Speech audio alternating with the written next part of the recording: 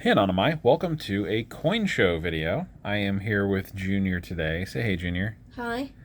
We did our normal coin show for the month of January, and had a pretty good time.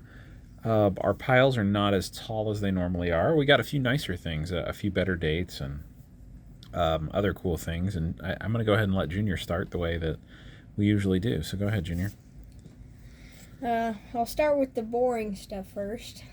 I have a 1906 V nickel that I got a deal with. This was a part of a bundle that he did for a couple of coins that he'll show you in just a second. So you can see that's a 1906. It's pretty slick, but it's a V-nickel. These were thrown in with the bundle. Then I have another one, 1893, also in the bundle thing. Yeah, that's a little bit better date, and even though this one's pretty slick as well, it's got a lot better eye appeal. The reverse is a lot better, and the obverse, I don't know how to put my finger on it, but the eye appeal, I just like it better.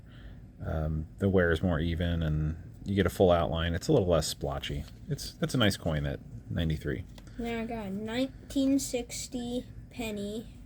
I don't think it's graded right, but I just got that for free. A guy gave to me. Yeah, so a fella walked right up to Junior and offered him this free 1960 proof. It's graded PR 69 in this old AccuGrade slab, and they're very dense, heavy, hardy slabs, but they are not, these slabs don't hold marketplace value, and so it is what it is. It's a 1960 proof penny. I kind of like the slab. I think it's a cool little collector item. I don't know if they still are in business anymore. Maybe I should have done that, a little bit of research before the video, but that was kind of a neat thing that Junior got handed to him. And then I got two of these. It's really cool. I have a dinosaur club at school, and I got my friends each a dinosaur ounce of copper. Yeah. It has a T-Rex on the front, and then the back has Jurassic Park Lost World. Lost World Collection, 9995 copper. Yeah, like he said, it was a dinosaur club that he and a couple of friends started at school, and he's going to hand this to each of the dudes. He's got two of them, but he's going to hand this to each of the dudes in the club. And next month, if the dealer still got it, I think he'll get a third one for himself so that he can have one with his friends as well. So that was kind of a neat one for Junior. A few months ago, I upgraded my quarter album to a Dansko, and it required a 1979S Type 2 proof. And the Type 2 has to do with the mint mark. Type 1, the mint mark is very, how do you say, squished and mushed all together. And this one is more crisp, and you get a little bit of the mirrored fields, and you can actually see the proof field coming through the S. So that's Type 2. This is not a high dollar or high grade coin. It's just the Type 2 that I need for my album, so I'm going to plug it in. Let's see. I needed Business Strike of 65, 66, and 67. And this is the 67. There were a couple of dealers that had 65 and 6, but they were very expensive, prohibitively expensive, and I passed on them. You know, I don't know if this is SMS, but I got it. It was super, very, very, very cheap. The other things that I was trying to focus on, like when I walked in with my list, was upgrades. There's about 5 quarters after 1940 in my Washington album that they just weren't BU, and I want to get, the 30s are tough. I don't expect BU for those, but from the 40s forward that were AU or some kind of impairment or something. 1946 P and D were on my list. I was able to find a 46P today. And as you can see, I think the dealer is pretty right on. It's probably an MS63. There's some chatter, but great luster. Great cartwheel luster. Beautiful coin. I'll be happy to add that to my book.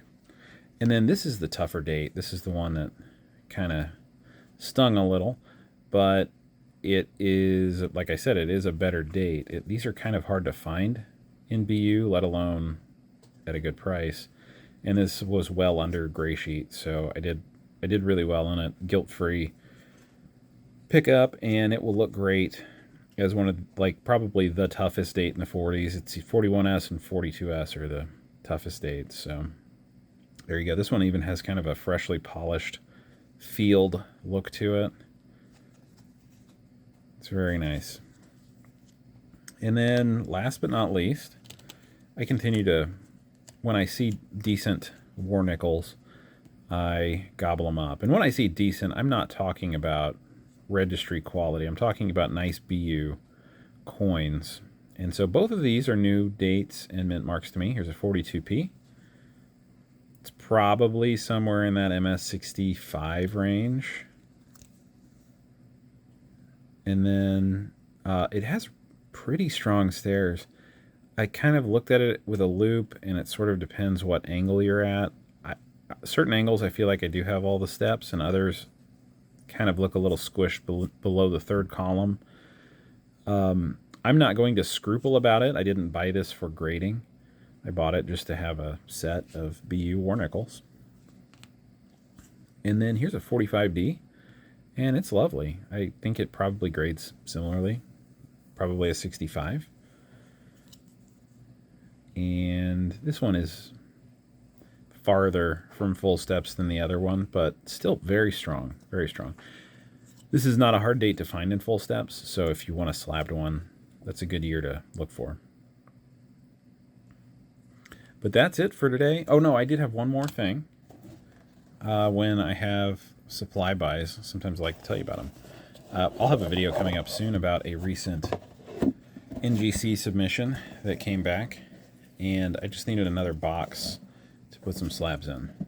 So these are at the supply dealer at the show that we go to. He wanted $6 for the heavy duty version. There's a lighter duty version. It's the card stock is not as thick, but $6 for the heavier one. It's a good way to store things, and maybe we'll also do a video soon about storage solutions for coin collecting. So anyway, I hope you guys enjoyed this video. We had fun at the coin show today, made some progress on our collections, and got some fun things. So we'll see you guys in the next video. If you don't mind hitting that subscribe button and giving us a like, we'll catch you on the flip side. Happy hunting. Bye.